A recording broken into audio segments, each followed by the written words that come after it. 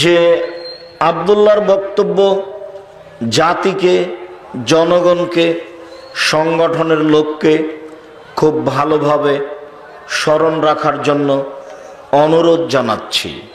আজকে আমি জামাত ইসলামের সদস্য হলাম, সাথী হলাম, কর্মী হলাম, রোকন হলাম, কালকে জামাত ইসলাম ছেড়ে দিলাম, ভাল লাগলো না, তাহলে আমাকে কি হত্যা করা যাবে? তার মানে জামাত ইসলামের সাথে থাকা যদি জামাতবদ্ধ জীবনযাপন হতো তাহলে আমাকে হত্যা করা ওয়াজিব হতো, কেননা যে জামাত থেকে বের হয়ে যায় তাকে হত্যা করতে হবে, আল্লাহ রাসূলের হাদিস। আর জামাত ইসলাম থেকে বের হয়ে যাওয়ার পরে যদি আমাকে হত্যা না করা যায় তাহলে জামাত ইসলামের সাথে থাকা জামাতবদ্ধ জীবনযাপন নয়। কথা মনে হয় আমি বুঝাতে পারিনি। তার কথা হতে একটা বাক্য যে জামাতবদ্ধ জীবনযাপন কোনটা? জামাতবদ্ধ জীবনযাপন লোকের না বলে নিজের ঘরের বলি, সেটা হলো জমিয়ত জামাতবদ্ধ জীবনযাপন না আহলে হাদিস জামাতবদ্ধ জীবনযাপন? আমরা বক্তব্যে বুঝতে পারছিলাম যে তিন শ্রেণীর মানুষকে হত্যা করা যায়। তার এক শ্রেণীর মানুষ যদি বিবাহ করার পরে জেনা করে তাহলে তাকে হত্যা করা যায়। এক শ্রেণীর মানুষ বুঝছিলাম যে যদি ও কাউকে হত্যা করে তাহলে তাকে হত্যা করতে হবে। এটা হলো আল্লাহর আদেশ, তিন শ্রেণীর মানুষকে হত্যা করা যায়। তার দ্বিতীয় শ্রেণীর মানুষ, তৃতীয় শ্রেণীর মানুষ হলো আল্লাহ রাসূল বলছেন মুফারিকুল জামাত, যদি জামাত ছেড়ে চলে যাই তাহলে তাকে হত্যা করতে হবে। এখন যদি আমি জমিয়ত থেকে বের হয়ে আন্দোলনে চলে যাই তাহলে আমাকে হত্যা করা যাবে কি না? বা আন্দোলন থেকে যদি জমিয়তে চলে যাই তাহলে আমাকে হত্যা করা যাবে কি না? কথা তখন স্পষ্ট বুঝতে পারছিলেন না। অপরের ঘরের কথা দিয়ে বোঝা যায় না, নিজের ঘরের কথা দিয়ে বলি তাহলে খুব ভালো বোঝা যাবে। কোনো লোক চোখ রাঙিয়ে কটাক্ষ করে আব্দুর রাজ্জাককে ভাববেন না। আমি আমার জীবনে 1 মিনিটের জন্য কোনো দল সংগঠন করিনি, 1 মিনিটের জন্য। আপনি দীর্ঘদিন ছিলেন যে আমি প্রতিষ্ঠানের শিক্ষক ছিলাম আর তাহরিক পত্রিকায় ফতোয়া লিখতাম, মাত্র এই কথাই ঠিক। আমি কোনোদিন সদস্য ফরম পূরণ করিনি। কোনোদিন জাতিকে বলে যাচ্ছে, জাতি যেন না বুঝে কোনো প্রকার সিদ্ধান্ত বা কটাক্ষ মন্তব্য না করে। কটাক্ষ মন্তব্য করে কোনো প্রকার কথা বলে পরকাল হারাবেন না, আর আপনাকে আমি হিসাবও করি না। আমাকে নতুন ভাবে আপনাকে বিবেচনা করতে হবে, এই কথা আমি দীর্ঘ 30 বছরে কোনোদিন ভাবিনি। আজকে নতুন ভাবে আপনাকে বিবেচনা করতে হবে, এখনো ভাবি না। আল্লাহর উপরে আমার অগাধ ভরসা আছে। আমি আল্লাহর উপরে ভরসার ভিত্তিতে কোরআন এবং সহিহ হাদিসের দাওয়াত দিতে চাই। কোরআন এবং সহিহ হাদিসের দাওয়াত দিয়ে মানুষকে পরকালমুখী করতে চাই। আমার জীবনে বড় স্বাদ, আমি এদেশের মাটিতে উন্নত মানের প্রতিষ্ঠান গড়বই ইনশাআল্লাহ। জামিয়া সালাফে নাবে এদেশের বৃহত্তর জেলাগুলিতে উন্নত মানের প্রতিষ্ঠান গড়বই ইনশাআল্লাহ। যেই প্রতিষ্ঠানের মাধ্যমে এদেশের ছেলে মেয়ে উন্নত মানের শিক্ষা অর্জন করে, বাংলা, ইংরেজি, আরবি উন্নত মানের শিক্ষা অর্জন করে জাতির অন্যায়ের বিরুদ্ধে লড়বে মুখে কলমে মিডিয়ায়। এই স্বাদে আমি আছি ইনশাআল্লাহ। এটা বাস্তবায়ন হবেই হবে ইনশাআল্লাহ, আজ হোক আর কাল হোক। জামাতবদ্ধ জীবনযাপন কোনটা? জামাতবদ্ধ জীবনযাপন মানে যদি আমি জামাত ছেড়ে চলে যাই তাহলে আমাকে হত্যা করা হবে। আমি আহলে হাদিসের দাওয়াত দিব, এই কথাই ঠিক। আহলে হাদিসের দাওয়াত দিতে হবে। কেন? আহলে হাদিসই এমন একটা আকীদা যারা মানুষের মতামতকে উপেক্ষা করে কোরআন এবং সহিহ হাদিস মেনে চলে, তারাই হচ্ছে আহলে হাদিস।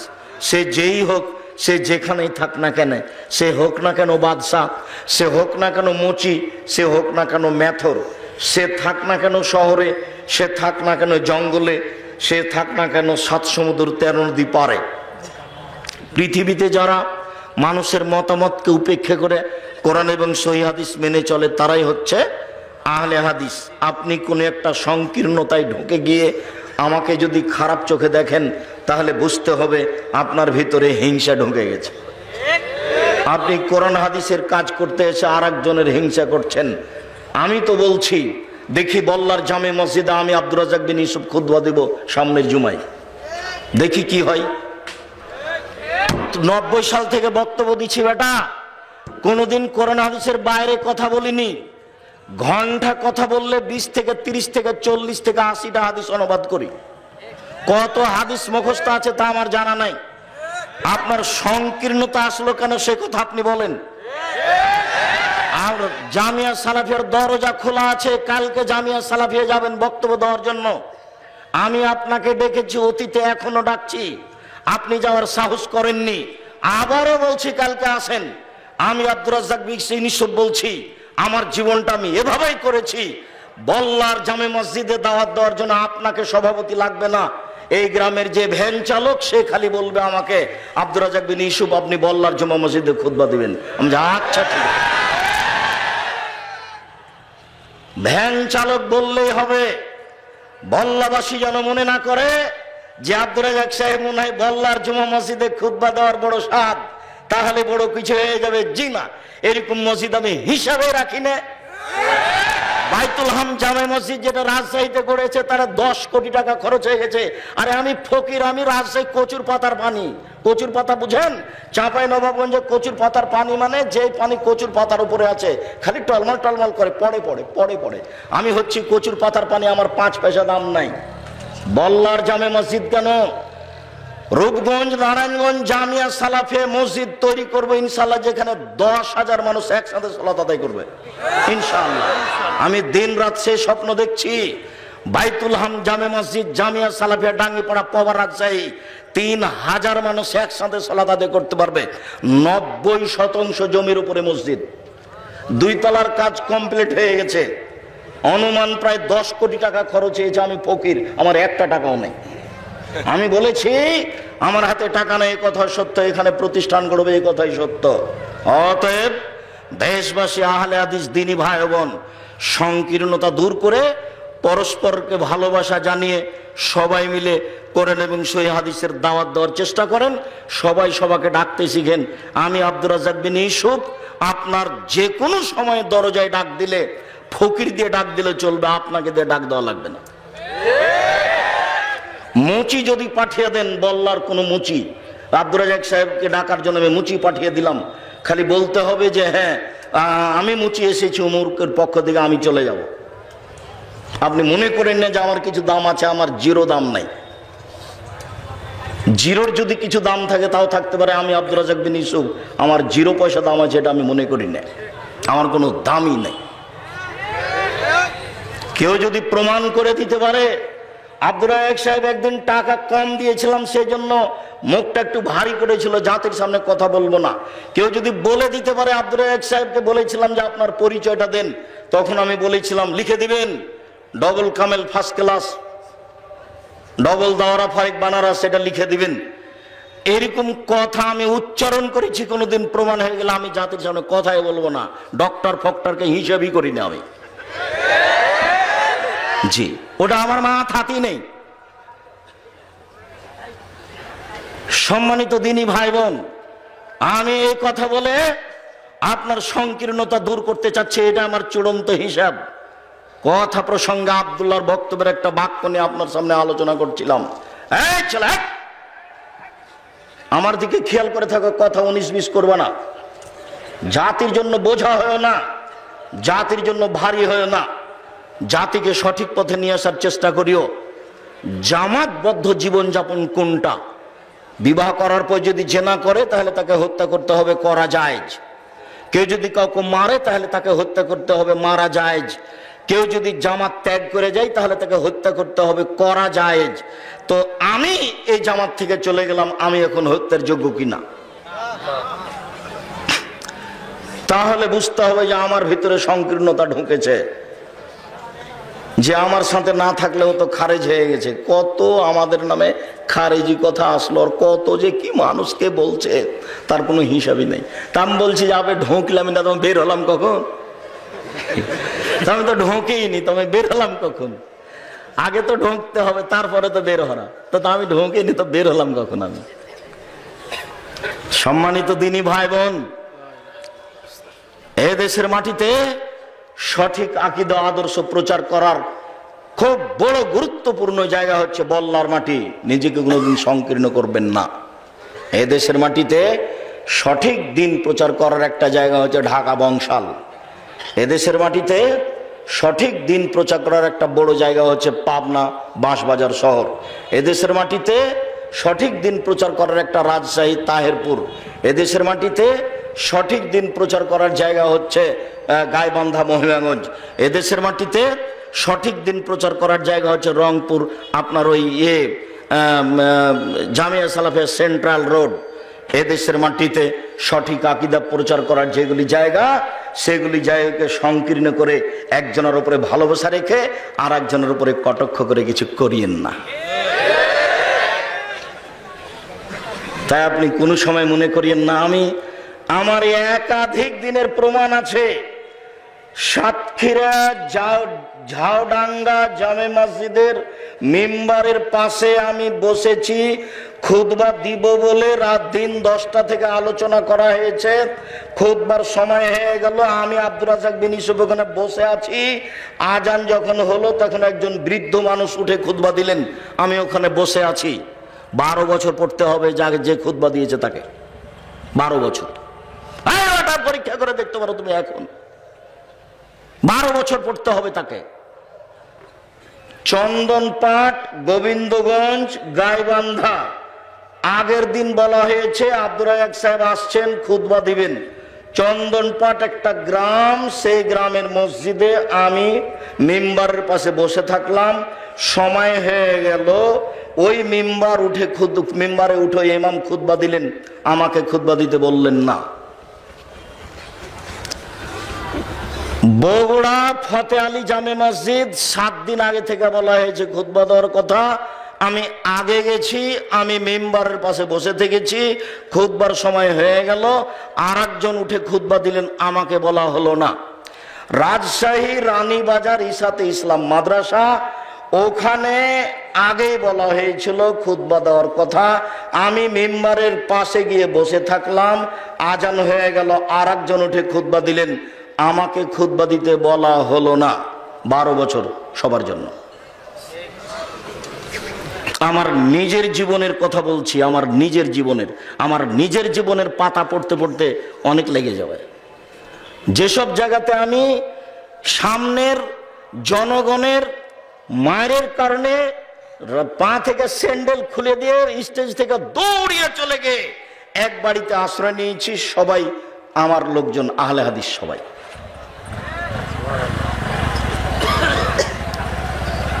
মঞ্চ থেকে নেমে মোটরসাইকেলে উঠবো, তখন মায়ের শুরু হলো, পিছন দিক থেকে জামা টেনে ছিঁড়ে ফেলে দেওয়া হলো। এটা গাইবান্ধার ঘটনা, যারা মারছে সবাই আহলে হাদিস। আমার জীবনের আপনি কত ঘটনা নেবেন। আমি গোদাগাড়ি জামে মসজিদে খুতবা দিতে উঠেছি, আজান হয়ে গেছে, আমি দাঁড়িয়ে গেছি। আব্দুস সামাদ সালাফি মসজিদে আছেন। যখন আমি দাঁড়িয়ে গেছি, তখন একজন আমার সামনে দাঁড়িয়ে এইভাবে কিলটা ধরে নাকের উপরে ধরে বলছে, মিম্বার থেকে নেমে যান, নাহলে একবারে মাটিতে মিশিয়ে দেবো। আমি মিম্বার থেকে নেমে গেছি। আর একজন খুতবা দিয়েছেন। সম্মানিত দিনী ভাই বোন, একটা টিকা পেশ করলাম সংকীর্ণতার। আপনি কালকে বলে দেখেন দেখি, এই ছেলে, তোমার নেতাদেরকে সবাইকে বললাম, কালকে বলে দেখো দেখি। আর যদি তোমার নেতা বুঝাই যে আমাদের কাছে এই আছে, আব্দুর রাজ্জাক সাহেবকে আমরা অত মনে করি না, তাহলে প্রত্যেকটা দেখে আমার সাথে প্রতিবাদ করতে বলিও। আমি একবারে ঘুঘুরা তুলে দেবো ইনশাল্লাহ। আমার মনে সাহস আছে। তোমার এখানে এখন যদি আমার বক্তব্য দেওয়ার সময় না হয়, সালাম দিয়ে উঠে চলে যাব। আমি কোনো পরোয়াই করি না, সরিষা সমপরিমাণ পরোয়া করি না, সরিষা সমপরিমাণ কোনো টেনশন ভোগ করি না, কোনো দুশ্চিন্তা ভোগ করি না। আমি বলতে চাচ্ছি যে আপনার ভিতরে সংকীর্ণতা কেন? চলেন দেখেন, বিশাল প্রতিষ্ঠান জামিয়া সালাফিয়া টাঙ্গিপাড়া পবার আছে। আপনি এদেশে ভাবতে পারবেন না, 10-12টা মিলাতে হবে না। বিশাল প্রতিষ্ঠান রূপগঞ্জ জামিয়া সালাফিয়া, 10-12টা মিলে ভাবা যায় না। সারা সব প্রতিষ্ঠান মিলে যত ছাত্রছাত্রী, এদের একার সবার ছাত্রছাত্রী। উপরওয়ালার ফয়সালা, হিংসা করে বদনাম করে কিছুই হবে না। তাই খালি আপনাদেরকে বলি যে খালি উপরে বলবেন, উপরে যদি নড়াচড়া হয়ে যায় সারা দুনিয়া লেগে কিছু করা যাবে না। আর উপর যদি ঠিক থাকে তাহলে হিংসা করে কিছুই করা যাবে না।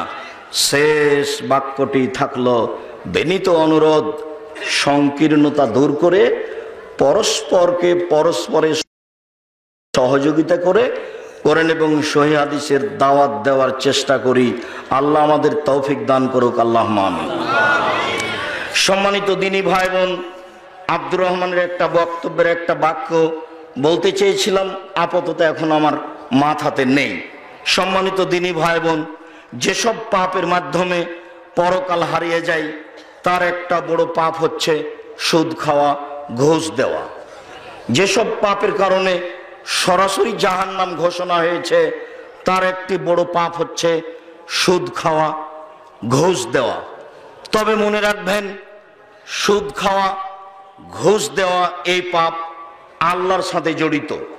পাপ যত বড়ই হোক, পাপ যত বড়ই হোক, সুদ ঘুষের পাপের আলোচনা যখন কাছে আসব তখন আপনি দেখতে পাবেন সুদের পাপের যে ভাষা উল্লেখ করা হয়েছে, পৃথিবীতে আর কোনো পাপের ভাষা এত ভয়াবহ করে আর এত দুর্বল করে পেশ করা হয়নি। কোনো পাপের, পৃথিবীতে সবচেয়ে বড় পাপ শিরক, তবুও ভাষা এমন নয়। পৃথিবীতে তার চেয়ে দ্বিতীয় মহাপাপ পিতামাতার অবাধ্য চলা, তারপরও তার ভাষা এমন নয়। পৃথিবীর তৃতীয় মহাপাপ মিথ্যা সাক্ষী দেওয়া, তারপরেও তার ভাষা এমন নয়। চলেন কথার দিকে আগিয়ে যাই। মহান আল্লাহ বলেন, এই ছেলে, সম্মানিত দিনী ভাই বোন, পাশ থেকে যেন কোনো ছেলে উঠতে না পারে। আমরা আপনাদের বিরক্তির আগেই কথা শেষ করব, সম্ভবপর খুব তাড়াতাড়ি কথা শেষ করব। আমাদের ফিরে যেতে হবে, ক্লাস আছে, আমিও ব্যস্ত আছি। তো যার কারণে আমি অনুরোধ জানাচ্ছি, একটু কষ্ট করে হলেও কিছুক্ষণ অপেক্ষা করবেন। কেউ উঠে সামনে দিয়ে হাঁটলে আমি পরিবেশ সহ্য করতে পারি না, যার কারণে আপনাদেরকে আমি অনুরোধ জানাই, এই সময়ে কেউ চা খাবেন, কেউ দোকানে বসে আড্ডা পিটবেন, এমনটা করিয়েন না। আমি এগুলো পছন্দ করি না, ঘৃণা করি। বল্লার মাটিতে যারা বাড়িতে বসে আছে, বউ নিয়ে টিভি দেখছে, তাদের কাছে কি আছে এমন? উনি আমাকে কি দেখাতে পারেন? উনি আমাকে বিদ্যা দেখাবেন? উনি আমাকে অর্থ সম্পদ দেখাবেন? উনি আমাকে সভ্যতা দেখাবেন? যেটাতে দাঁড়াবেন সেটাতে তার পরাজয় আছে। যেভাবে যাবেন উনি টিকতে পারবেন না। উনি আছেন কেন? ভুল হয়েছে। আমি আব্দুর রাজ্জাক বিন ইউসুফ কোনোদিন চলে আসলে 10 কিলোমিটার আশেপাশে যত পুরুষ নারী আছে সবকে আমি আসার জন্য অনুরোধ জানাই। আপনি তো আসবেন, পাশে হিন্দু থাকলেও তাকে আসতে হবে। তার উপকারের জন্য এসেছি, সেও মানুষ। তার উপকারের জন্য এসেছি, সেও মানুষ। সেও কাউকে কটাক্ষ করে কথা বলতে পাবে না, আমিও কাউকে কটাক্ষ করে কথা বলতে পাবো না। আমি জানি না আপনি কোন সাহসে বাড়িতে বসে আছেন, আপনার বাড়িতে বসে থাকার ভিত্তি কি। যদি আপনি মনে করেন যে আমার টাকা পয়সা আছে, তাহলে তো আপনি উসমান রাদিয়াল্লাহু তাআলার কাছে ফকির। আপনি কি এমন টাকা পয়সা রাখেন? কি আপনি করতে পারেন? ভিক্ষে চেয়ে মসজিদ তৈরি করেন, কি আপনি করতে পারেন? উসমান রাদিয়াল্লাহু তাআলা আনহুকে আল্লাহর নবী বলছেন, উসমান, তাবুকের যুদ্ধে যেতে হবে, তো কি করা যায়? তাহলে ঠিক আছে, যত লোক যাবে তার অর্ধেকের যাতায়াত খরচ, খাওয়া খরচ আমি দিব। লোক সংখ্যা ছিল 30,000, তার মানে 15,000 লোককে তিনি 3 মাস খাওয়ার দিবেন, যাতায়াত খরচ দিবেন, আর 15,000 উট দিবেন। একটা উটের দাম যদি এখন একটা কথার কথা 1 লক্ষ টাকা ধরি, তাহলে 15,000 উটের দাম কত টাকা হবে? এর নাম ধনী। কাজেই ওই পথে যায়েন না। বলবেন যে আব্দুর রাজ্জাক সাহেব খুব ব্যস্ত ছিলাম, আসলে যেতে পারিনি, ভুলিয়েছি। আবার কোনোদিন আসলে যাব ইনশাআল্লাহ। এই পথে থাকেন, সহজ হবে। বাঁকা পথে থাকলে সপরিবারে টিকতে পারবেন না, টিকার কোনো পথ নেই। অর্থ সহ, পরিবার সহ, ছেলে সহ, মেয়ে সহ, বাড়ি সহ, ঘর সহ সবটাই চ্যালেঞ্জ থাকলো, আপনি কোনটাতে টিকতে চান? সম্মানিত দিনী ভাই বোন, মহান আল্লাহ বলেন ইয়ামহাকুল্লাহুর রিবা ওয়া ইউরবিস সাদাকাত, আল্লাহ সুদকে ধ্বংস করেন, দানকে বৃদ্ধি করেন। মানুষ দান করলে টাকা বেশি হবে, মানুষ সুদ খেলে ভিক্ষুক হবে।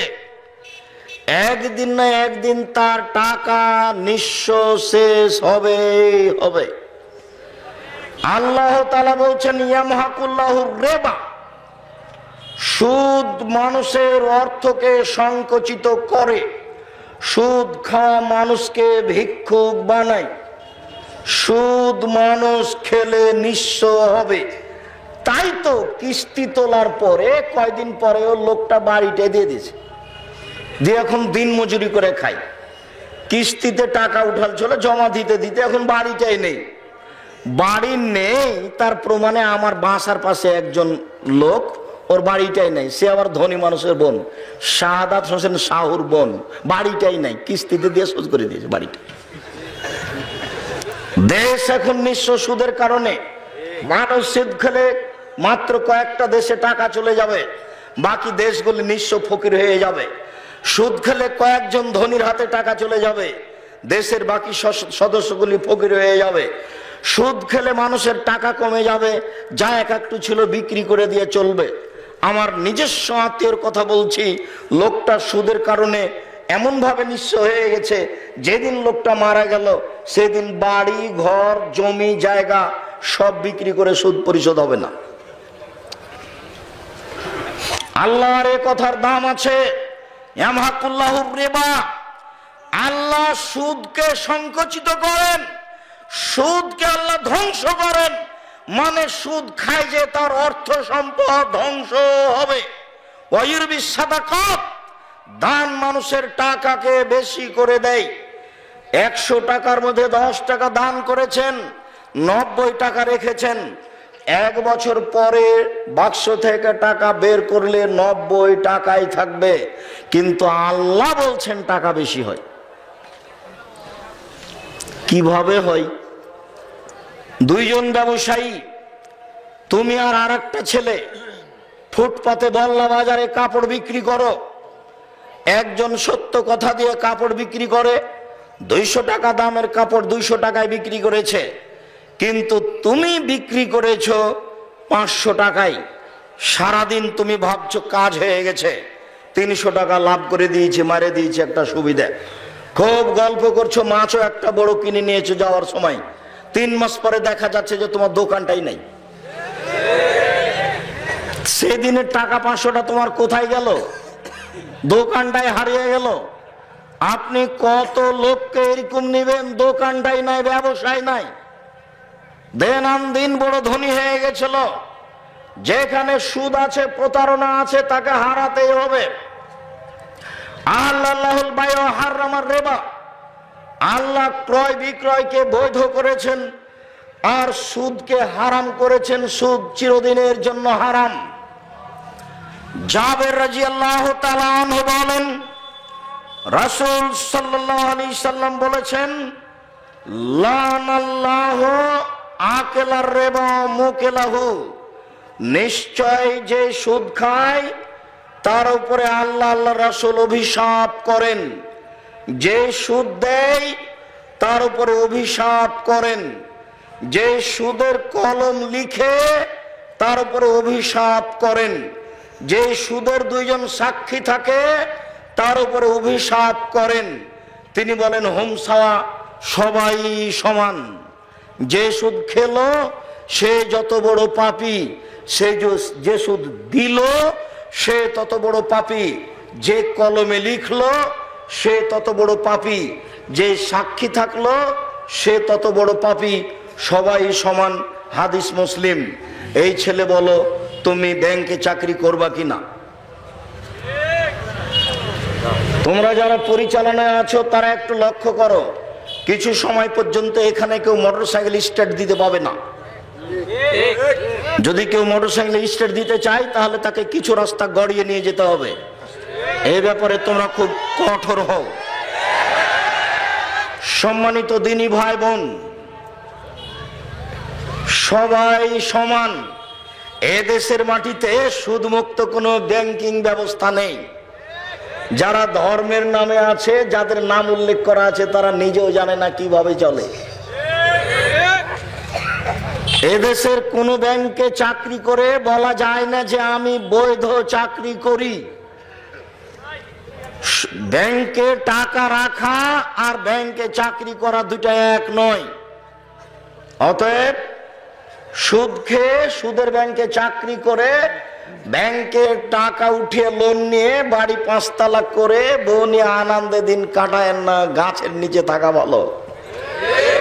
ভিক্ষা করে ছেলে মেয়েকে খাওয়ানো ভালো সুদের টাকা দিয়ে বাড়ি করার চেয়ে। ভিক্ষা করে কেন খাবো আব্দুর রাজ্জাক সাহেব? বাপের জমিদারি আছে, ব্যবসা করে খাবো। আমি ভিক্ষা করে খেতে বলিনি, ভিক্ষা করা জায়েজ নয়। আমি বলেছি বাপের জমিদারি দিয়ে ব্যবসা করেন, সম্ভব না হলে কলা বিক্রি করে খান, সম্ভব না হলে চকলেট বিক্রি করে খান, সম্ভব না হলে মানুষের বাড়িতে কাজ করে খান। তবে অবৈধ পয়সা উপার্জন করে ব্যাংকে লোন নিয়ে ব্যবসা চালু করিয়েন না, ব্যাংকে লোন নিয়ে বাড়ি করিয়েন না। রাসূল সাল্লাল্লাহু আলাইহি সাল্লাম জীবনে এমন কোনদিন সালাত আদায় করেছেন সালাম ফিরার পূর্বে এই দোয়া পড়েননি। সালাম ফিরার পূর্বে তিনি এই দোয়া পড়তেন, আল্লাহুম্মা ইন্নী আউযু বিকা মিন আযাবে জাহান্নাম। হে আল্লাহ, আমি তোমার কাছে জাহান্নাম থেকে বাঁচতে চাই। আউযু বিকা মিন আযাবিল কবর। হে আল্লাহ, আমি তোমার কাছে কবরের শাস্তি থেকে বাঁচতে চাই। আউযু বিকা মিন ফিতনাতিল মাসিহিদ দাজ্জাল। আল্লাহ, তোমার কাছে দাজ্জালের ফিতনা থেকে বাঁচতে চাই। আউযু বিকা মিন ফিতনাতিল মাহি ওয়াল মামাত। আল্লাহ, তোমার কাছে ইহকালের ফিতনা পরকালের ফিতনা থেকে বাঁচতে চাই। আল্লাহুম্মা ইন্নী আউযু বিকা মিনাল মা'সাম ওয়াল মাগরাম। তোমার কাছে বাঁচতে চাই বড় পাপ হতে, তোমার কাছে বাঁচতে চাই ঋণ কর্য হতে, তোমার কাছে বাঁচতে চাই বড় পাপ হতে, তোমার কাছে বাঁচতে চাই ঋণ কর্য হতে, তোমার কাছে বাঁচতে চাই বড় পাপ হতে, তোমার কাছে বাঁচতে চায় ঋণ কর্য হতে। এই বাক্য না বলে তিনি কোনোদিন সালাম ফিরেননি। জানাজা যখন শুরু করেছেন, শুরু করার পূর্বে বলেছেন এই লোকের কোনো ঋণ আছে? জি আছে, তাহলে তোমরাই জানাজা করো, আমি গেলাম। আর একজন যখন দাঁড়িয়ে বলেছে আচ্ছা আচ্ছা ঠিক আছে আমি ঋণ পরিশোধ করব, তখন আল্লাহ রাসূল বলেছেন ঠিক আছে আমি জানাজা করে দিচ্ছি। শোনেন, ব্যাংকে টাকা নিয়ে ঋণ করে দুনিয়া থেকে চলে গেলেন, জানাজা যে হবে না? বলে হুজুর যে করে দিয়েছে, হুজুর যে আপনার গোলাম। আব্দুর রাজ্জাক সাহেবকে ডেকে নিয়ে এসে করায়েন তো দেখি। আপনাদের কোনো যদি মুচি মুসলমান মারা যায় আর আমি যদি থাকি, আমি তার জানাজায় যাব। আর আপনি যদি টাঙ্গাইল জেলার সবচেয়ে বড় ধনী হন আর ঘটনা যদি এরকম থাকে, আমি আব্দুর রাজ্জাক বিন ইউসুফ আমরা জানাজা করাবো না। আপনি কি করতে পারেন এই হিসাব আমি করি না, কোনোদিন করিনি। আমি মুসলিম চিররণবীর, মরণকে করি না ভয়, মরলে শহীদ বাঁচলে গাজী, আমার উভয়ই সমান। আমি এইভাবে এদেশের মাটিতে আছি 30 বছর থেকে। কতদিন এইভাবে থাকবো আল্লাহ ভালো জানেন। তবে আমি কোনোদিন রূপক কথা বলার প্রয়োজন মনে করিনি, পিছে হটে কথা বলতে হবে এই হিসাব আমি করিনি। আমার জীবনে আমি কোনোদিন ব্যক্তিকে হিসাব করে বক্তব্য দিইনি। আমি বক্তব্য চলাকালীন কোন এমপি মন্ত্রী মঞ্চে এসেছেন, আমি বক্তব্য বন্ধ করে দিয়ে কোরআন হাদিসের আলোচনা বন্ধ করে দিয়ে তাকে কথা বলার মতো সুযোগ করে দিনি। এরকম হিসাব, এরকম সাহস এই মাটিতে করার মতো কেউ নেই। সম্মানিত দিনী ভাই বোন, আমি আপনাকে অনুরোধ জানাচ্ছিলাম আপনি সুদকে ভয়াবহ পাপ বলে বিবেচনা করুন। রাসূল সাল্লাল্লাহু আলাইহি সাল্লাম বলেন, ইজতানিবুস সাবাল মুবিকাত, তোমরা ধ্বংসাত্মক 7টা জিনিস থেকে বেঁচে থাকো। যেই 7টা জিনিস ঘটলেই জাহান্নাম, যেই 7টা জিনিস ঘটলেই জাহান্নাম, তার একটা হচ্ছে আকলুর রিবা, সুদ খাওয়া। মানুষ যদি সুদ খায় তাহলে মহামারী হবে।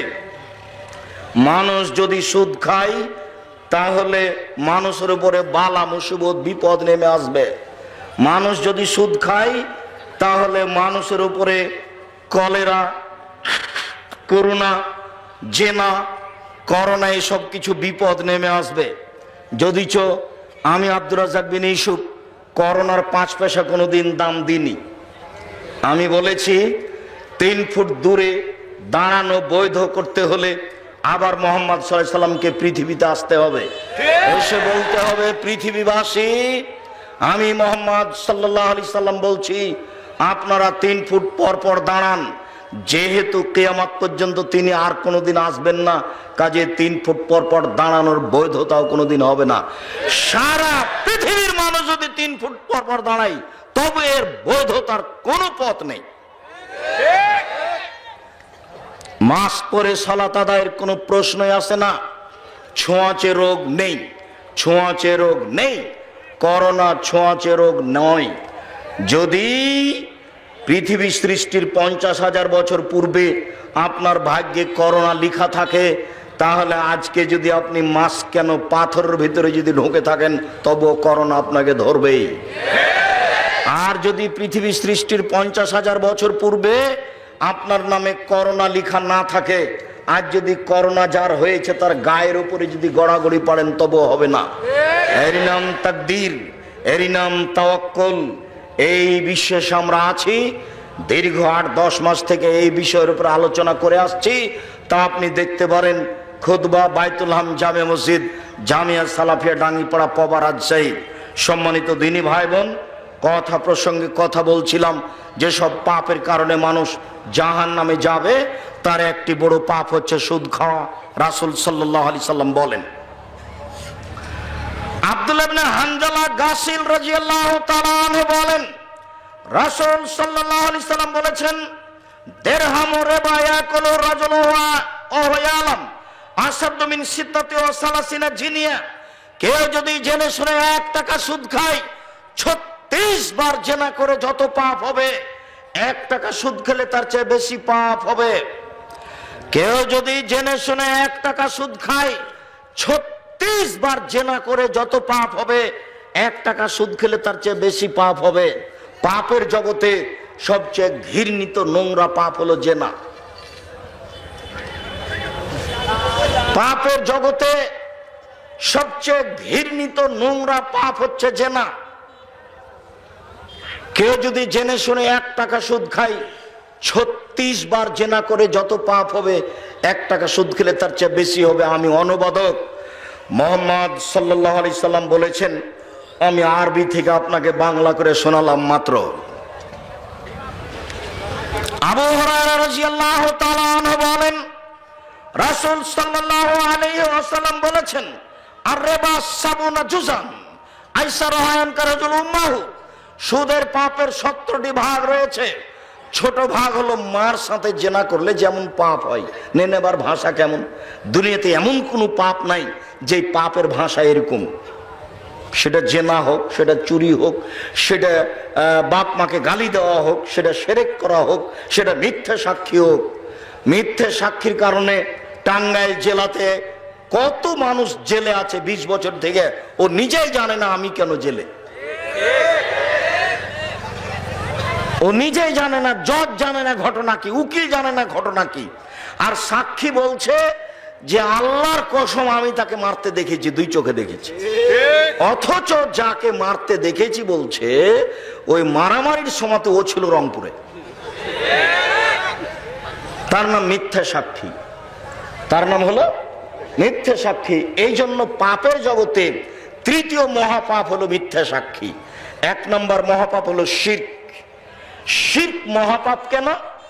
শিরক মহাপাপ এই জন্য যে শিরক করলে তার ইজ্জতের হানি হয়, তার ইজ্জতে আঘাত লাগে আল্লাহ। ওই যে আব্দুল্লাহ একটা বক্তব্যে বললো না যে ও তো পাপী, আমি তো তাহাজ্জুদ পড়ি, ও তো খারাপ মানুষ, ও জাহান্নামে যাবে। তো যখন জাহান্নামে যাবে বলে দিল, তো আল্লাহর ক্ষমতার উপরে হাত লাগিয়ে দিল।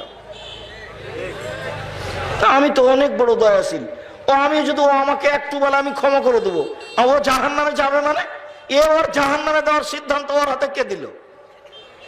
তা আল্লাহর সম্মানে আঘাত লাগে ও কথা বললে। তো শিরক করলে আল্লাহর সম্মানে আঘাত লাগে, এই জন্য শিরক সবচেয়ে বড় পাপ। দ্বিতীয় মহাপাপ হলো পিতামাতার অবাধ্য চলা।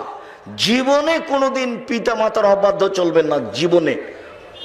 এখন তো মনে হবে যে পৃথিবীতে সবচেয়ে বড় খারাপ মানুষ আমার মা। অবাক কথা, আরে আমি টাকা দিলাম 500টা, দেখি আমার মা কখন আমার বড় বোনের ছেলেকে দিয়ে দিয়েছে। আর টাকা দিয়ে আমি আর দিন রাত আমার মা আমার বোনের ছেলেদের গল্প করে। তারপরে যখন তখন দেখি আমার মা খালি আমার বউকে গালি দেয়, অকথ্য ভাষায় গালি দেয়। তা আমি সন্ধ্যার সময় এসে দেখছি আমার মা বিছানে পেশাব করেছে। তা আমি আমার বউকে খেপে বললাম, এই তুমি আমার বিছানাটা আমার মায়ের পরিষ্কার করনি কেন? তখন আমার বউ বলছে, তোমার মায়ের কাপড় তুমি পরিষ্কার করো না, তোমার মা আমাকে অকথ্য ভাষায় গালি দেয়, আমি পরিষ্কার করব মানে? গালি দেয় এ কথাও ঠিক। তুমি ঘুম থেকে উঠে দেখছো যে যা করছে তোমার মা সবই উল্টা। বড় মাছের টুকরাটা তোমার বোনের ছেলেরা পাতে প্লেটে দিয়েছে, আর মাছের লেজ খান দিয়েছে আপনার ছেলের প্লেটে। তো রাতে আপনার বউ গল্প করছে, তোমার মায়ের স্বভাব, তোমার মায়ের স্বভাব, তোমার মা এরকম। তোমার মা যে বড় চাকা খান তোমার ভাই বোনের ছেলেকে দিয়েছে, আর আমার ছেলেটাকে মাছের এই নেজ খানটা দিয়েছে। তখন আপনার মনটা খুব খারাপ হলো। ঘটনা দেখলেন যে ঘটনাই তাই। তা আপনি এখন ভাবলেন যে সবচেয়ে বড় শত্রু আমার কে? আমার মা। সাবধান, শত্রু এটা দিনের মতো বুঝতে পারছেন ভুল করছে মা, এই কথা ঠিক, মুখ খুলবেন না। যেদিন মা আপনাকে আদর করতে পারে, দুধ খাওয়াতে পারে, চুমা দিতে পারে, সেদিন মাকে শ্রদ্ধা করতে হবে, এর নাম শ্রদ্ধা নয়। যেদিন পরিস্থিতি উল্টা হয়ে গেছে, বউ সহ্যই করতে পারে না, বউ একবারে সহ্যই করে না, মা যা বলে উল্টা বলে, সেই দিন মাকে জীবন বাজি রেখে শ্রদ্ধা করতে হবে, তার নাম শ্রদ্ধা। মায়ের পায়ের নিচে জান্নাতে, কথাই ঠিক, ওই হাদিস ঠিক। মায়ের দিকে সুনজরে তাকালে কবুল হজ সমান নেকি হবে, হাদিস মিথ্যা। তবে মায়ের পায়ের নিচে জান্নাত, এ কথাই ঠিক। মায়ের পায়ের নিচে জান্নাত, এ কথাই ঠিক। মা অসন্তুষ্ট হলে জাহান্নাম অবধারিত, এ কথাই ঠিক। মা খুশি থাকলে জান্নাত হবে, এ কথাই ঠিক। অতএব পৃথিবীতে দ্বিতীয় মহাপাপ হচ্ছে পিতামাতার অবাধ্য চলা। তৃতীয় মহাপাপ হচ্ছে মিথ্যে সাক্ষী দেওয়া। মিথ্যে সাক্ষীর কারণে লোকটা 20 বছর থেকে আপনার টাঙ্গাইল জেলাতে আছে, ও নিজেও জেলে আছে, ও নিজেও জানে না আমি কেন জেলে, জজ জানে না ঘটনা কি, উকিল জানে না ঘটনা কি, সাক্ষী বলছে আমি 2 চোখে দেখেছি তাকে মারতে। অথচ সে লোক সেদিন ছিল কোথায়? রংপুরে ছিল। একটা কথার কথা বললাম, ওইখানে ছিল না। এরই নাম মিথ্যা সাক্ষী। সম্মানিত দিনী ভাই বোন, মিথ্যা সাক্ষীর জন্য আল্লাহ রাসূল এইভাবে ভাষা উল্লেখ করেননি, শিরকের জন্য এইভাবে ভাষা উল্লেখ করেননি, মানুষকে হত্যা করার ব্যাপারে ভাষা উল্লেখ করেননি। মানুষ যদি আজীবন সালাত না আদায় না করে তার জন্য ভাষা এরকম নাই, মানুষ যদি রোজা না রাখে তার জন্য ভাষা এরকম নেই। কিন্তু আল্লাহ রাসূল বলছেন, কেউ যদি 1 টাকা সুদ খায় তাহলে 36 বার জেনা করে যত পাপ হবে, 1 টাকা সুদ খেলে তার চেয়ে বেশি পাপ হবে। তিনি বলেন সুদের পাপের 17টি ভাগ রয়েছে, তার ছোট ভাগ হলো মার সাথে জেনা করলে যেমন পাপ হয়। কি দিয়ে আপনাকে আমি বুঝাই যে সুদ কেমন পাপ? সম্মানিত দিনী ভাই বোন, আমি একটা লম্বা হাদিসের খুব তাড়াতাড়ি অনুবাদ করছি। এই হাদিসের তাড়াতাড়ি এক পর্যায়ে পৌঁছে গেলেই আমরা আলোচনা শেষ করে দিব। তবে এক খেয়ালে চেয়ে থাকবেন 19-20 হয় না যেন। যদি 19-20 হয় তাহলে ধরতে পারবেন না। সম্মানিত দিনী ভাই বোন, যারা আমার দিনী বোনেরা আছেন, আপনারা শুনতে পান আর না পান, আপনাদের আমি একটা কথা বলে যাচ্ছি। দিনী বৈঠকের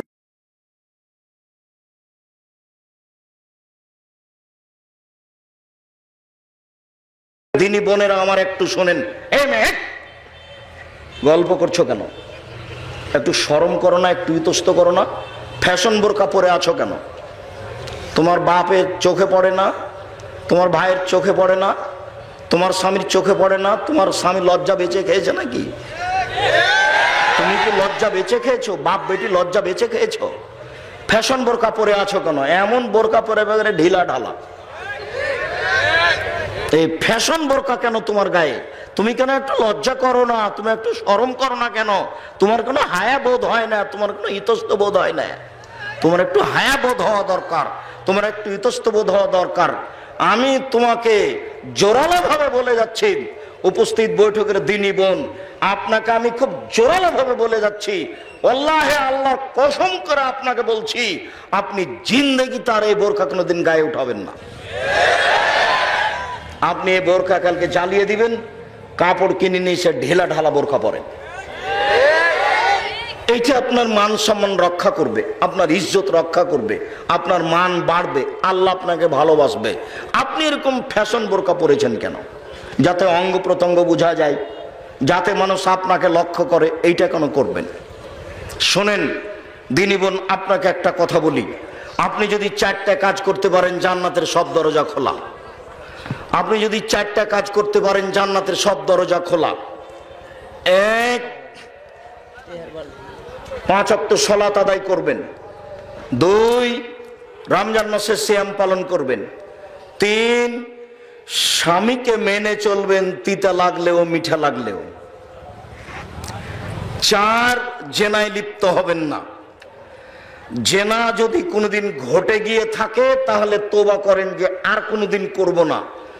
তোবা যদি করেন তাহলে তো জান্নাত তো হবেই, অতীতে যে পাপ হয়েছে এগুলি সব নেকি হয়ে যাবে। আপনি 4টা কাজ করেন, জান্নাতের সব দরজা খোলা।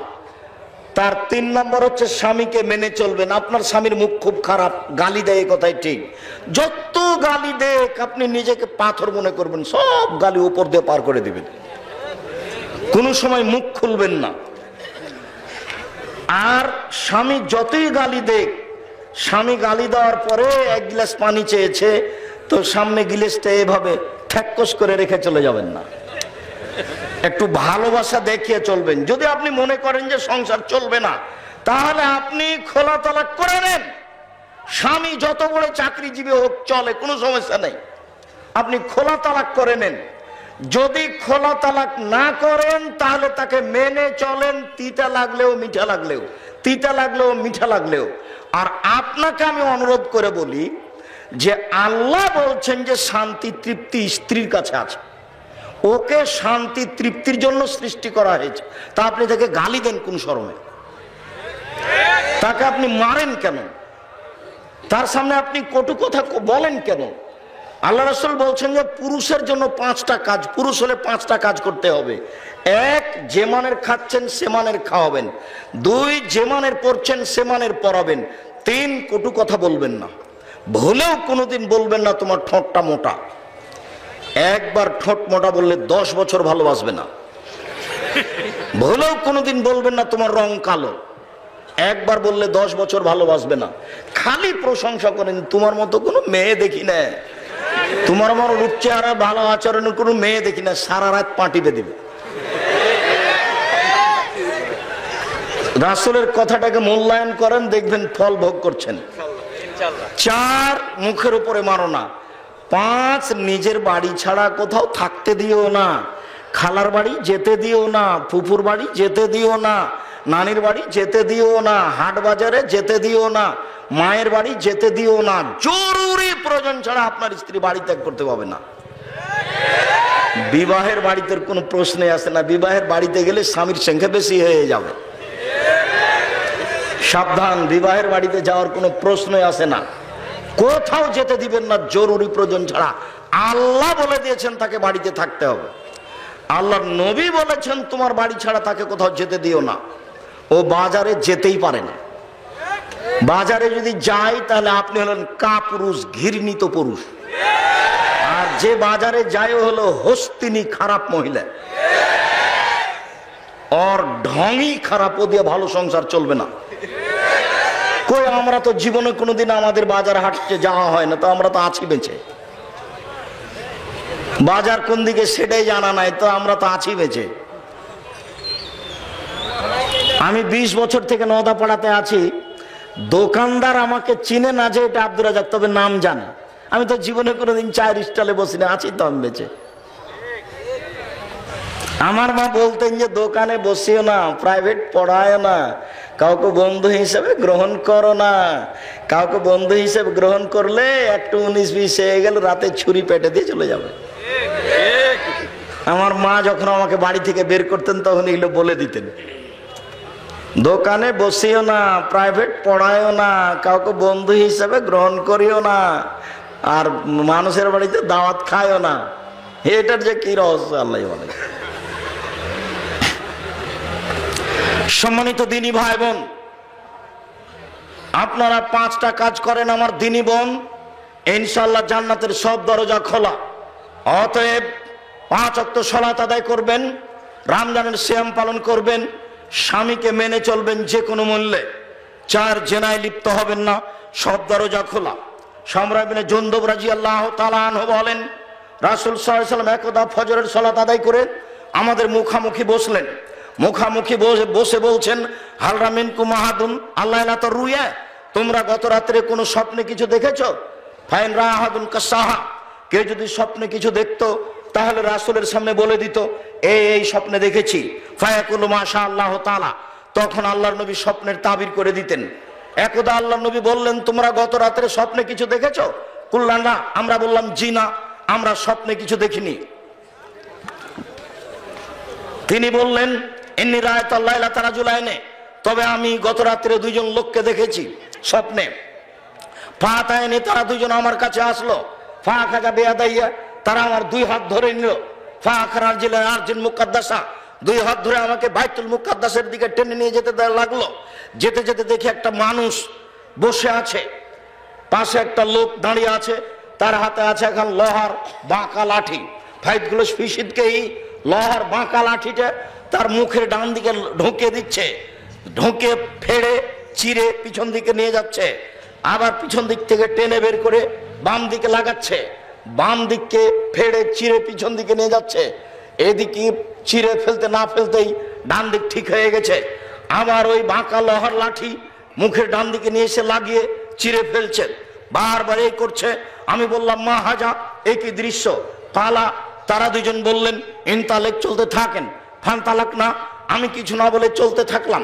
চলতে চলতে চলে আসলাম একটা লোকের কাছে। একটা লোক চিত হয়ে শুয়ে রয়েছে, পাশে একটা লোক দাঁড়িয়ে আছে, তার হাতে একটা পাথর আছে। এসদাকবি রাহসাহু, পাথরটাতে তার মাথার উপরে মারছে। তাদাদাহাল হাজারো ফান তালাকে লাইহে লেখুজাহু, যখনই পাথরটা তার মাথার উপরে মারছে, মাথা ভেঙে চৌচির হয়ে যাচ্ছে, পাথর ছিটকে দূরে চলে যাচ্ছে। এই লোকটি পাথর আনতে যাচ্ছে, আনতে না আনতে দেখে ফাদারাসু কামাকানা, মাথা যা ছিল তাই হয়ে গেছে। আবার মারছে, আবার পাথরটা চলে যাচ্ছে, নিয়ে আসছে, আবার মারছে। দৃশ্য খুব কঠিন। আমি বললাম, মাহাজা, এই কি দৃশ্য? কালা, তারা 2 জন বললেন, ইনতালেক, চলতে থাকেন। ফান তালাক না, কিছু না বলে চলতে থাকলাম। আস্তে আস্তে দেখি যে একটা গর্ত, চুলহার মতো, আলা হুজাইকুন আসফালাহু আছে, তার নিচের দিক প্রশস্ত, উপরের দিক সংকীর্ণ। তন্দুরি রুটি যে চুলহাতে হয় সেরকম, উপরের দিক সংকীর্ণ, নিচের দিক প্রশস্ত। দেখি তার ভিতরে আগুন, তাতাওয়াক্কাদ না, ধাঁধা ধাঁধা করে আগুন জ্বলছে। ফাইজা ইরতাফাত ইরতাফাও, যখন আগুন জোরে জ্বলে উঠছে, তখন ওর ভিতরে যা কিছু আছেন সব উপরে চলে যাচ্ছে, মনে হচ্ছে যেন বের হয়ে পড়ে যাবে। ফাইজা খামেদাত রাজা উফিহা, যখন আগুনটা কমে যাচ্ছে, সবকিছু ভিতরে চলে যাচ্ছে। ফিহারে জালুন অনেশন ওরাত, তাতে দেখি মহিলা পুরুষ উলঙ্গ অবস্থায় ধাঁধা করে জ্বলছে। যখন খুব জোরে জ্বলে উঠছে, উলঙ্গ অবস্থায় ধাঁধা করে জ্বলে উপরে চলে যাচ্ছে, একটু কমলে আবার নিচে চলে আসছে। দৃশ্য দেখে বললাম, মা হাজা, এই কি দৃশ্য? তালা ইনতালেক, চলতে থাকেন। ফান তালাক না, কিছু না বলে চলতে থাকলাম। চলতে চলতে চলে আসলাম একটা নদীর পাশে। দেখি নদীতে রক্ত, পানি নেই, পুরো নদী রক্ত দিয়ে পরিপূর্ণ। একটা লোক রক্তের নদীর পাশে দাঁড়িয়ে আছে, একটা লোক নদীর ভিতরে আছে। যতবার রক্তের নদী থেকে উঠতে চাচ্ছে, ততবার পাশ থেকে পাথর মেরে তার মুখকে ভেঙে চৌচির করে দিচ্ছে এবং নদীর মাঝামাঝি করে দিচ্ছে। দৃশ্য দেখে আমি বললাম, মা হাজা, একই দৃশ্য। কালা, তারা 2 জন বললেন, ইনতালেক, চলতে থাকেন। ফান তালাক না, কিছু না বলে চলতে থাকলাম। চলতে চলতে চলে আসলাম একটা বাগানে, বিশাল বাগান, সবুজ বাগান। এত বড় বাগান কোনোদিন জীবনে দেখিনি। ফিয়া সাজারাতুন আজিমা, দেখি সেখানে একটা বিশাল গাছ, বিশাল গাছ। অফি আসলি সাজারে শাইখুন, দেখি গাছের পাশে একটা বৃদ্ধ মানুষ বসে আছেন। অমামুহাউলাদুন্নাসে, তার সামনে আছে অনেক বাচ্চা ছেলে।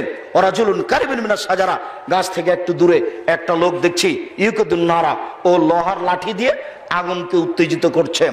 দৃশ্য দেখতে দেখতেই তারা দুইজন ফাসায় দাবিয়া সাজারা আমাকে উঠিয়ে গাছের উপর দিকে নিয়ে চলে গেল। গাছের উপরে দেখি একটা ঘর, সে ঘরে আমাকে ঢুকিয়ে দিল। এত সুন্দর ঘর আমার জীবনে কোনোদিন দেখিনি। সেখানে আছে যুবক, সেখানে আছে বৃদ্ধ, সেখানে আছে মহিলা, সেখানে আছে ছেলে মেয়ে। তারপর সেখান থেকে বের করে আরো উপরে নিয়ে চলে গেল, আর একটা ঘরে ঢোকালো। আল্লাহুস সামাদ। আর পরের ঘরটা আগের ঘরের চেয়ে অনেক অনেক অনেক বেশি সুন্দর। দেখি সেই ঘরে যুবক আর বৃদ্ধ মানুষ। এবার আমি বললাম, ফাখ বেরিনি আমার রায় তল্লাইলাতা, শোনো তোমরা দুইজন আমাকে বলে দাও এসব কি দেখলাম। কালা, তারা দুইজন বলেন, হ্যাঁ আপনাকে সব বলে দেব, আপনি শোনেন এগুলো কি। আপনি যে সর্বপ্রথমে দেখলেন যে একটা লোকের মুখের দুই দিককে চিরে ফেলা হচ্ছে লোহার লাঠি দিয়ে, সে হলো মিথ্যুক, মিথ্যে কথা বলতো। সুলি না হলে, ফাঁসি না হলে মিথ্যা কথা বলিয়েন না, যা হবে হবে। মিথ্যা কথা মানুষের ক্ষতি হয়, মিথ্যা বলবেন না। আর আপনার অভ্যাসকালে মিথ্যা বলা, এমনিতে মিথ্যা বলেন। আর আপনাকে আমি নিষেধ করেছি দোকানপাটে বসবেন না। দোকানপাটে বদনাম হয়, আর দোকানপাটে ল্যাংটা মেয়ে নাচে, কাজে দোকানপাটে বসবেন না। মিথ্যা কথা বলার কারণে এই দুই, ওই যে দেখলেন একটা লোক চিত হয়ে পড়ে আছে, পাথর দিয়ে মাথা ভেঙে চৌচির করে দেওয়া হচ্ছে। উনি আলেম মানুষ, জানা অনুপাতে আমল করতেন না। জানা অনুপাতে আমল না করার কারণে তার মাথাকে ভেঙে চৌচির করে দেওয়া হচ্ছে। হুজুর বুঝতে পারেননি আমার অবস্থা কি হবে আর কি হচ্ছে। তারপরে যে আপনি দেখলেন যে আগুনের চুলা খুব ধাঁধা ধাঁধা ধাঁধা করে আগুন জ্বলছে, মহিলা এবং পুরুষ উলঙ্গ অবস্থায় জ্বলছে। এরা হচ্ছে ব্যভিচারণী, জমা ধরে আছে, পরনে কোনো কাপড় নেই। আগুন যখন জোরে জ্বলে উঠছে তখন একবারে ধাঁধা ধাঁধা করে উপরে চলে যাচ্ছে, আবার যখন আগুনটা কমে যাচ্ছে তখন নিচে চলে যাচ্ছে। এই ঘটনায় আল্লাহ রাসূল আবার এভাবে বলেছেন, এই ঘটনা আল্লাহ রাসূল আবার এভাবে বলেছেন। জিবরাইল আমাকে একটা জায়গাতে নিয়ে চলে গেলেন, দেখি অনেক পুরুষ আর নারী বিশাল বিশাল আকৃতির রূপ ধারণ করে আছে, যে একবারে 30 হাত 40 হাত উঁচু হয়ে আছে। আর এত গন্ধ, মনে হচ্ছে যে গ্রামের টয়লেট, গণশৌচাগার, গন্ধে টিকা যায় না। আমি জিবরাইলকে বললাম, জিবরাইল এরা কারা? ছি ছি ছি ছি ছি ছি ছি, এত মোটা মোটা হয়ে আছে, এত গন্ধ, এরা কারা? জিবরাইল বলছেন, অহমদ জোনাতা জওয়ানি, এরা হচ্ছে ব্যভিচারণী। গর্তে আগুনে যে জ্বলছে উলঙ্গ অবস্থায় হচ্ছে ব্যভিচারণী, মোটা মোটা হয়ে গেছে, একবারে ফুলে আছে, ওরা হচ্ছে ব্যভিচারণী। তোবা করেন, আস্তাগফিরুল্লাহ ওয়া আতুবু ইলাইহি, আস্তাগফিরুল্লাহ ওয়া আতুবু ইলাইহি, আস্তাগফিরুল্লাহ ওয়া আতুবু ইলাইহি, আস্তাগফিরুল্লাহাল্লাযী লা ইলাহা ইল্লা হুয়াল হাইয়ুল কাইয়ুম ওয়া আতুবু ইলাইহি, আস্তাগফিরুল্লাহাল্লাযী লা ইলাহা ইল্লা হুয়াল হাইয়ুল কাইয়ুম ওয়া আতুবু ইলাইহি, আস্তাগফিরুল্লাহাল্লাযী লা ইলাহা ইল্লা হুয়াল হাইয়ুল কাইয়ুম ওয়া আতুবু ইলাইহি, রব্বিগফিরলি ওয়া তুব আলাইহি ইন্নাকা আনতাত তাওয়াবুল গাফুর, রব্বিগফিরলি ওয়া তুব আলাইহি ইন্নাকা আনতাত তাওয়াবুল গাফুর, রব্বিগফিরলি ইন্নাকা আনতাত তাওয়াবুল গাফুর, আল্লাহুম্মা আনতা রাব্বি লা ইলাহা ইল্লা আনতা খালাকতানি ওয়া আনা আবদুকা ওয়া আনা আলা আহদিকা মাস্তাতাতু আউযু বিকা মিন শাররি মা সানাতু আবু লাকা বিনিয়ামাতিকা আলাইহি ওয়া বিজামবি ফাগফিরলি ফাইন্নাহু লা ইয়াগফিরু যুনুবা ইল্লা আনতা। দিন রাত বলতে থাকেন, পাপ হয়ে গেলে আল্লাহ তা নেকি দিয়ে পূর্ণ করে দিবেন। তারপরে যে আপনি দেখলেন গাছের পাশে বৃদ্ধ মানুষ, উনি হচ্ছেন ইব্রাহিম আলাইহিস সালাম, তার সামনে দেখলেন। তারপরে দেখলেন রক্তের নদী, নদীতে শুধু রক্ত রক্ত, এ হচ্ছে সুদখোর। এই বাক্যটা বলার জন্য লম্বা হাদিস অনুবাদ করছিলাম। ধারাবাহিক অনুবাদ করলে ঘন্টায় এখানে পার হবে, সব সময় এখানেই চলে যাবে। যার জন্য ছেড়ে ছেড়ে এসে এখন আপনাকে বুঝাতে চাচ্ছে, এই ছেলে আর একজনের গায়ে হাত দিয়ে বসে আছো নাকি? সময় তো আমার শেষ, আমি তো শেষেই চলে এসেছি। তুমি অত ব্যস্ত হচ্ছ কেন? তুমি আমাকে কি ব্যস্ততা দেখাচ্ছ? তোমার জজ কোর্ট না হাইকোর্ট? তুমি আমাকে কি ব্যস্ততা দেখাচ্ছ? এই ছেলে বলো, এই ছেলে ঘুমিয়ে আছো কেন? যে রক্তের নদীতে পড়ে আছে, যার পাথর দিয়ে মুখের উপরে মেরে ভেঙে চচির করে ভিতরে দেওয়া হচ্ছে, এই লোকটা কি করত? সুদ খেত, সুদ খাই। তাহলে মোটামুটি তুমি 3টা কথা মনে রাখো তো, 4টে। এক হলো সুদ দেয়, খায়, সাক্ষী, লেখক সবাই সমান, সবাই জাহান্নামী। 2 হলো 1 টাকা সুদ খেলে 36 বার জেনার চেয়ে বেশি। 3 হলো মায়ের সাথে জেনা করলে যেমন পাপ হয়। 4 হলো যে সুদ খাবে তাকে রক্তের নদীতে ফেলে দিয়ে 5 থেকে পাথর বানায় এটা করা হবে যতক্ষণ পর্যন্ত বিচার না হচ্ছে। তারপরে এক পর্যায়ে আল্লাহ রাসূলকে বললেন, আমি হচ্ছি জিবরাইল, আর আপনার যে বাম হাত ধরে আছেন ইনি হচ্ছেন মিকাইল, আপনি একটু মাথাটা উপর দিকে করেন তো। বলে করলাম। এই যে ঘর, এটা আপনার ঘর, এখানে আপনি থাকবেন জান্নাতে। তখন আল্লাহ রাসূল বলছেন, দাঁড়ান হাত খোলো বানজালি, এই শোনো তোমরা আমাকে ছেড়ে দাও, আমি আমার ঘরে ঢুকে যাই। তখন কালা তারা দুইজন বলে, লা লা লা আপনার ইস্তাকমাল তাহু আতাইতা মানজিলাকা, আপনার বয়স এখনো বাকি আছে, বয়স শেষ হয়নি। যেদিন বয়স শেষ হয়ে যাবে সেদিন আপনি এই ঘরে চলে আসবেন। বুখারী। সম্মানিত দিনী ভাই বোন, সুদ ভয়াবহ পাপ। ঘুষ যেই নিবে যেই দিবে উভয় জাহান্নামী, সাবধান থাকবেন। আমরা মোটামুটি যেসব আলোচনা শুনলাম সেসব আলোচনা মেনে চলার চেষ্টা করি। আর বিশেষভাবে এই দুয়ার বই এবং সলাতের উপরে বই আর আব্দুল্লাহর মিন্নাতুল বারী কেউ ছেড়ে যাবেন না। আর ওই মাসিক আল ইতেসাম পত্রিকা, ও আব্দুল্লাহর একটা নতুন বই আছে রিজিক রুজি, খুব গুরুত্বপূর্ণ বই, মিন্নাতুল বারী। আর মার্চের 4-5 হলো সম্মেলন, মার্চের 4-5 ইতেসাম পত্রিকা সবাই নিয়ে যাবেন 12 মাস নেওয়ার জন্য। আব্দুল্লাহর একটা বই আছে রুজি রেজেক মিন্নাতুল বারী।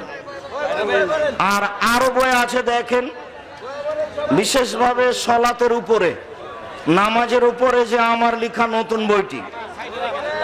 কেউ চলে যাওয়াকে সফলতা মনে করবেন না। চাকরি শেষে পেনশন নেওয়া যাবে কি? আপনার বেতন কেটে রাখা হয়েছে, আপনি নিতে পারেন। যেটা সুদ বেড়েছে সেটা নেওয়া যাবে না। সবাই ধীরে ডান দিকে আসবেন। ওই বই বিক্রি না হওয়া পর্যন্ত তো আমি আছি, আমি তো আর চলে যাইনি, আর রাত তো আর পার হবে না। তাড়াহুড়া করবেন না, আমি উত্তর দিতে থাকি। ছেলেদের জন্য সানা, সোনা, রূপা, ডায়মন্ড এর আংটি ব্যবহার করা যাবে কি? ডায়মন্ড করতে পারেন, সোনা রূপা করা যাবে না। রূপা করতে পারেন, সোনা করা যাবে না।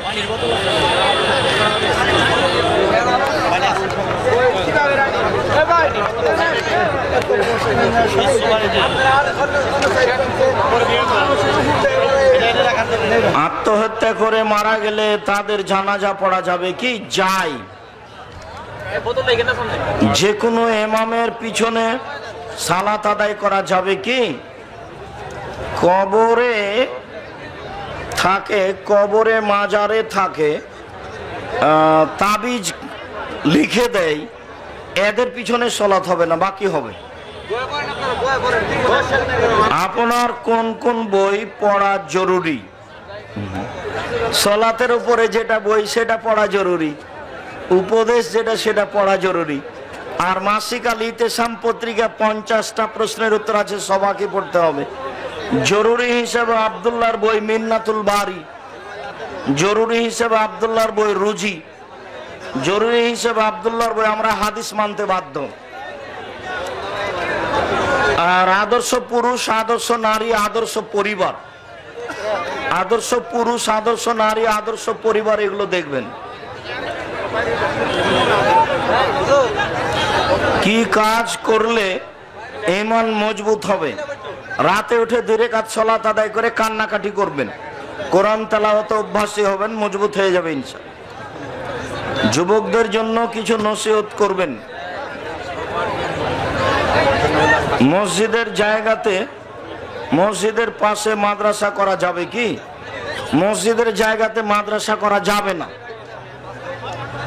মাদ্রাসার কাছে মসজিদ কমিটি কিছু দাম দিয়ে বিক্রি করে দিবে, ওই টাকাটা মসজিদে লাগাবে, আর কিছু দাম নিল তো অতি কিনা বেচা হয়ে গেল, তখন ওই জমিতে মাদ্রাসা বানাবে। কেননা মাদ্রাসার মান কম আর মসজিদের মান বেশি, তো বেশি মানের জিনিস কম মানে নিয়ে যাওয়া যাবে না। মাদ্রাসার জিনিস মসজিদে লাগানো যাবে, মসজিদের জিনিস মাদ্রাসায় লাগানো যাবে না, তবে কমিটির কাছ থেকে কম দামে কিনে নেন। রাসূলের সুন্নত কি কি? আপনার কোন বইয়ে পাওয়া যাবে? সলাতের বইয়ে দেখেন, সলাতের উপরে প্রায় সবই আছে। আমি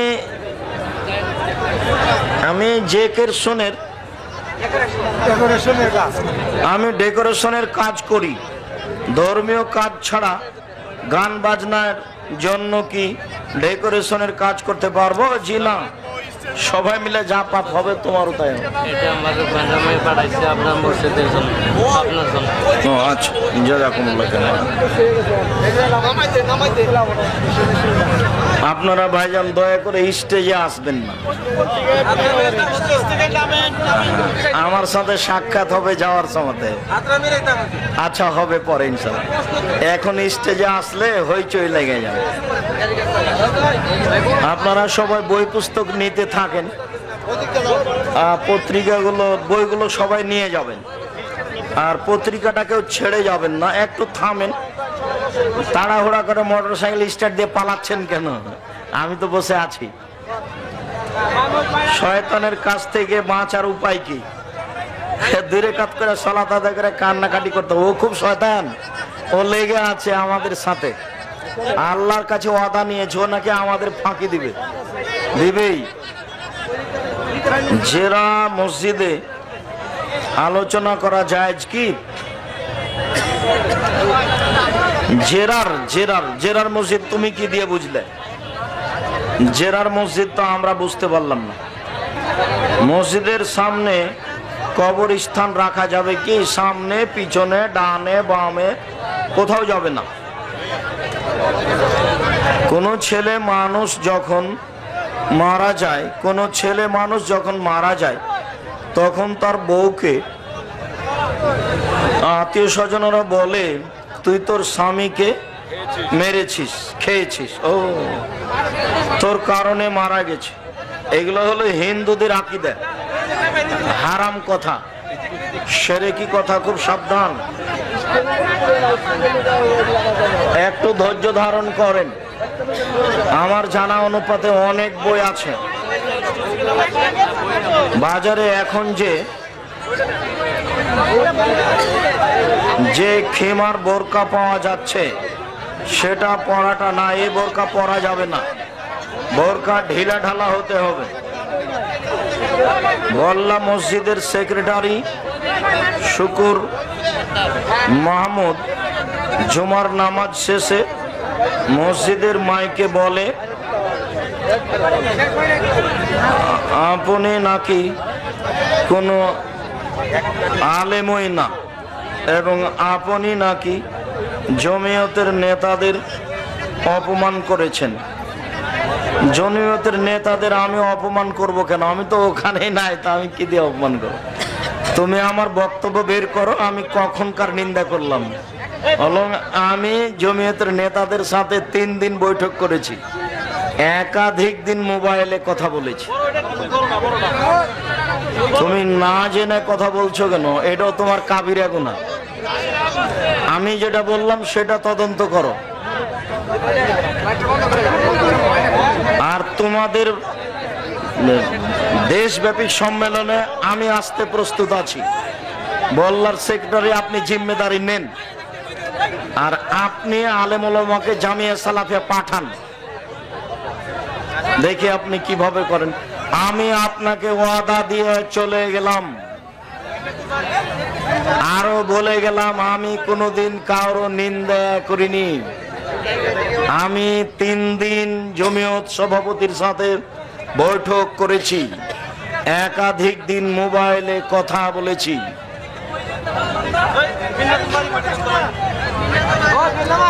আপনি বলেছেন আপনার মসজিদ আহলে হাদিসের মধ্যে বড়, কিন্তু বল্লা মসজিদ এমন যার দৈর্ঘ্য 5580 বর্গ ফিট, তাহলে আপনার মসজিদ কত? ওটা মনে হয় 25,000।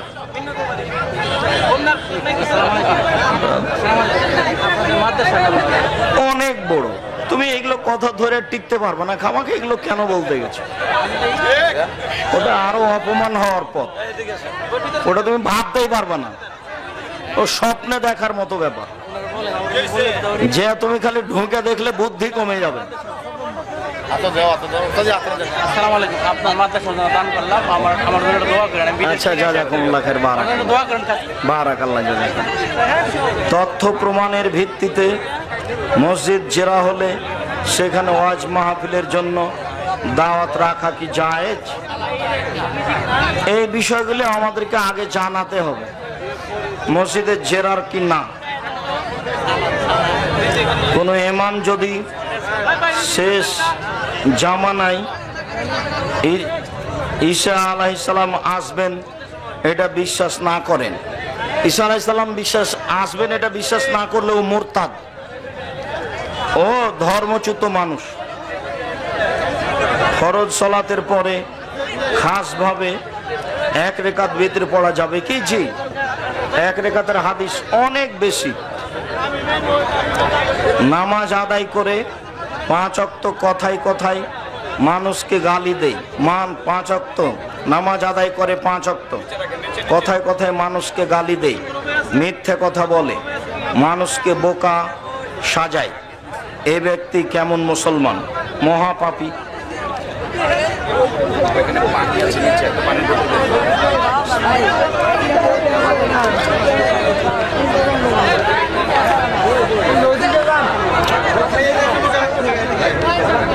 আমার প্রিয় শায়েখ বর্তমানে অনেক আলেমদের থেকে জেহাদের কথা শুনতে পাই। আমি আপনার নিকট সহি জেহাদ সম্পর্কে সহি হাদিসের আলোকে জানতে চাই। আপনি জেহাদের কথা জানতে পারবেন আমাদের কাছে জানলেই। যখন মোল্লা ওমর যুদ্ধের ঘোষণা দিয়েছিলেন তখন একটা জেহাদের উপরে আমার বক্তব্য ছিল, তুমি এখনো দেখতে পারো। আর জেহাদের উপরে ভুল কি আছে তার জন্য একটা বই লেখা আছে, কে বড় লাভবান। কে বড় লাভবান বই পড়েন, তাহলে বুঝতে পারবেন জেহাদ কখন করব, কার সাথে করব, কিভাবে করব, বিস্তারিত লেখা আছে। আজান লম্বা সুরে দেওয়া যাবে কি? আজান লম্বা সুরে দিতে হবে। আসরের সালাত কাজা হলে মাগরিবের সালাতের সময় আদায় করা যাবে কি?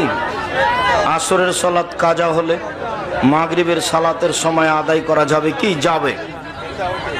মৃত ব্যক্তিদের জন্য জীবিতদের করণীয় কি কি? মৃত ব্যক্তিদের জন্য জীবনীয় করণ, মুখে দোয়া এবং অর্থের দান। কেউ বিষ খাওয়ার পর মারা না গেলে সে যদি পরবর্তীতে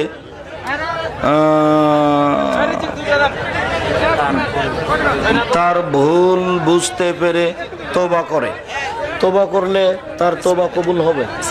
জাযাকুমুল্লাহ। কেউ বিষ খেয়ে আত্মহত্যা করে মারা গেলে তার জানাজা পড়া যাবে কি? যাবে। আত্মহত্যাকারীর জানাজা পড়া যাবে।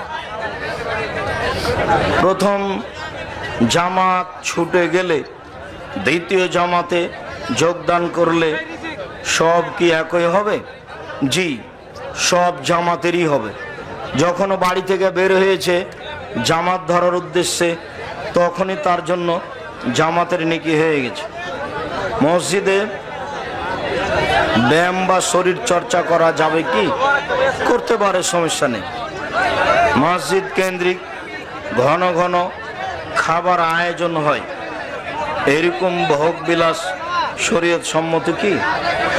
মসজিদ কেন্দ্রিক এখন কে জানি মসজিদের টাকা নাকি, যদি কারো ব্যক্তির টাকাতে খাওয়ার ব্যবস্থা হয় চলুক, ঘন ঘন রোজ হোক না কেন, তবে মসজিদের টাকা যদি হয় তাহলে সবাই গেছে। ব্যক্তির মৃত্যুর পূর্বের অর্জিত সন্দেহযুক্ত সম্পত্তি তার মৃত্যুর পর তাহার উত্তরাধিকারীরা ব্যবহার করলে জায়েজ হবে কি? মৃত ব্যক্তির পূর্বের অর্জিত সন্দেহযুক্ত সম্পত্তি উত্তরাধিকারীরা জমি ছেড়ে দেখ, উত্তরাধিকারীরা সন্দেহযুক্ত জমি ব্যবহার করতে হবে না, মালিককে ফেরত দিক, না হলে মাদ্রাসায় দান করে দিক। তওবা করার পূর্বের সন্দেহযুক্ত টাকা পয়সা তওবা করার পরে ব্যবহার করা যাবে কি? সন্দেহযুক্ত যদি নিজের উপার্জনে হয়ে থাকে তাহলে ভোগ করতে পারবে, আর যদি সন্দেহযুক্ত টাকা কারো মারা টাকা হয় তাহলে সেটা দিয়ে দিতে হবে। রাসূল সাল্লাল্লাহু আলাইহি সাল্লামের জানাজাকে পড়াইছিলেন, রাসূল সাল্লাল্লাহু আলাইহি সাল্লামের জানাজা হয়নি, 3 দিন লাশ উপরে ছিল, তারপর মাটি হয়েছিল। 8 জন 10 জন করে ভিতরে গিয়ে এমনি দোয়াটা পড়ে বের হয়েছেন, জানাজা হয়নি। আমার মা আমার প্রতি অসন্তুষ্ট, কারণ আমার অর্থ সম্পদ নেই। অন্যের ছেলেরা বাড়ি গাড়ি করেছে, কিন্তু আমি সেরকম পারছি না, এটাই মায়ের আক্ষেপ। এখন আমার কি করা উচিত? তোমার মাকে বুঝাতে থাকো, ধৈর্য ধারণ করো, পৃথিবী এরকমই, বুঝাতে থাকো, ফল তোমার ভালো হবে ইনশাআল্লাহ। সহিহ হাদিসের আলোকে আধুনিক ব্যাংকিং ব্যবস্থার শরীয়হ হুকুম কি? সরকারের কাছ থেকে অনুমতি নিতে হবে যে বাংলাদেশ ব্যাংকের সাথে যোগাযোগ ছাড়াই আমরা ব্যাংকিং ব্যবস্থা পরিচালনা করব। এতে সরকারকে ট্যাক্স দিতে হয়, দিব, জুলুম, কিন্তু বাংলাদেশ ব্যাংকের সাথে পুরো যোগাযোগ রেখে ব্যাংকিং ব্যবস্থা চালাবো তা হতে পারে না। সরকার অনুমোদন দিয়ে দিবে, তোমরা নিজেরা ব্যাংকিং ব্যবস্থা পরিচালনা করবে, তাহলে হবে, তাছাড়া হবে না। শায়েখ সালাম গ্রহণ করিবেন। আজকের মাহফিলে অসংখ্য মা বোনেরা হাজির হয়েছেন, আশা রাখি তাদের বিষয়ে কিছু কথা বলবেন। জনৈক আলেম বলেন, বি গ্রুপের রক্তের মানুষ বেশি পরকালমুখী, এ কথা কি ঠিক? আমি বলতে পারছি না এ কথা ঠিক হবে না, এ কথাই ঠিক। কে যে পরকালমুখী আল্লাহ ভালো জানে। শুকরিয়া, জাযাকুমুল্লাহ খায়ের। আজকে বল্লার এই মাঠে হাজারো হাজার লক্ষ জনগণ জমা হয়ে আপনারা এই সম্মেলনকে সুন্দরভাবে সফল করলেন, কাজেই আপনাদের আমরা আন্তরিকভাবে শুকরিয়া আদায় করি। যারা ব্যবস্থাপনা করেছে অনেক